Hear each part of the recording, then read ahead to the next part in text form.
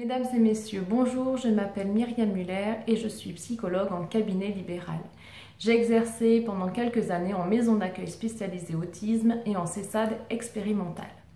Je vais vous parler dans cette vidéo des précautions à prendre lorsque l'on souhaite s'adresser oralement à des personnes autistes. Comme vous le savez tous, le défaut de communication concerne l'ensemble de cette population. Vous devez donc arriver à personnaliser votre communication à votre interlocuteur, pas seulement dans ses contenus, mais aussi concernant les aspects pragmatiques du langage. Cette vidéo ne concerne pas seulement les interlocuteurs de personnes autistes avec un degré d'autisme modéré ou sévère et atteintes de déficience intellectuelle. N'oublions pas que les personnes qui ont accès au langage oral sont des personnes qui font parfois illusion de leur capacité de compréhension. Il vous faudra peut-être parfois utiliser des phrases très courtes, voire des mots isolés, supportés par un support visuel pour assurer la compréhension de la personne. Il n'y a rien de pire que d'être dans la situation d'incompréhension. Une situation d'incompréhension peut d'autant plus amener des troubles et des comportements défis de la part de la personne. On va donc créer en premier lieu un cadre de communication. Et ceci va concerner tout d'abord la distance physique. Il va falloir vous rapprocher de la personne sans pour autant être intrusif. J'ai beaucoup vu dans des centres des personnes qui souhaitaient s'adresser à des personnes autistes à l'autre bout du couloir. Il y avait parfois 3, 4, 6 mètres de distance entre les deux personnes. Ça ne peut pas fonctionner. Rapprochez-vous de la personne. Assurez-vous d'avoir son attention et sa vigilance. Pour cela, il suffit parfois d'une petite guidance sous le menton. Et enfin, vous allez pouvoir délivrer votre message. Ce message devra être délivré de façon lente et respecter le temps de latence de la personne.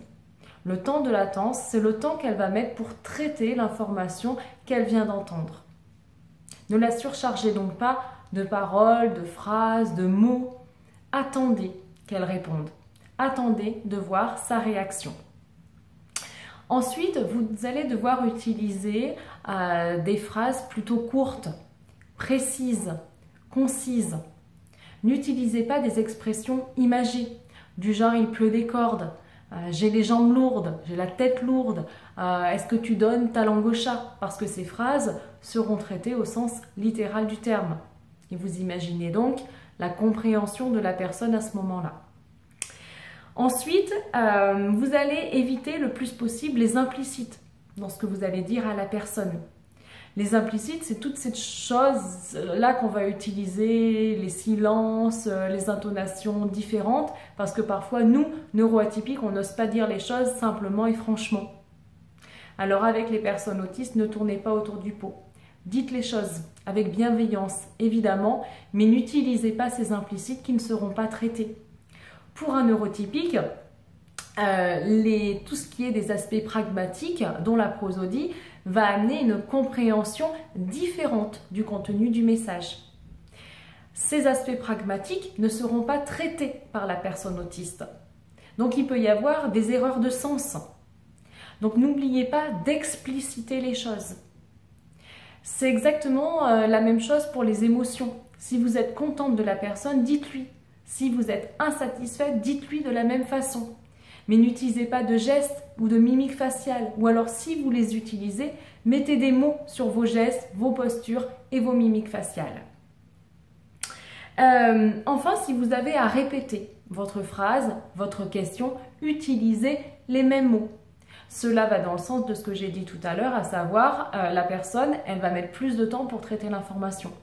Donc, si vous redonnez une information en utilisant des mots différents, ça va être beaucoup plus compliqué pour la personne de traiter l'information et surtout, ça va prendre plus de temps. Du genre, mets ton manteau et puis 2 secondes après, parce que la personne ne réagit pas, allez, mets ta veste, dépêche-toi, il fait froid, mets ton blouson, voilà, des choses comme ça. Il faut éviter. Laissons vraiment le temps à la personne.